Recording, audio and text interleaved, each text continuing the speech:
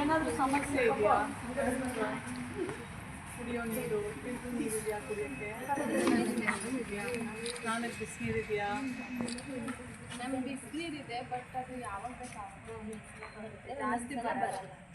ಅಂದರೆ ಬಾತ್ರೂಮಲ್ಲೆಲ್ಲ ನೀರು ನಿಂತ್ಕೊಂಡಿರುತ್ತೆ, ಯಾವಾಗ ಬೇಕು ಆವಾಗಲೇ ಬರುತ್ತೆ. ಬಿಸಿನೀರು ದಿನ ನಮಗೆ ಬರಲ್ಲ, ಸರಿಯಾಗಿ ಬರಲ್ಲ.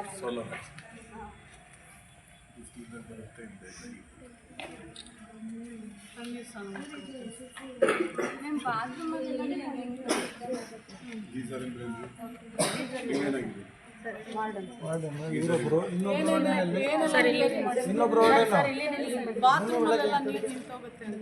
ಇಲ್ಲ ಮೇಡಮ್, ಅದು ಟ್ಯಾಪ್ ಅದು ಏನಾಗಿದೆ ಅಂತ ಗೊತ್ತಿಲ್ಲ ಮೇಡಮ್. ಪ್ರೆಷರ್ ಬಂದಾಗ ನೀರು ಬರುತ್ತಿಲ್ಲ ಅಂತ ಈಗ ತಾನೇ ಇದು ಮಾಡ್ತಾರೆ ಮೇಡಮ್.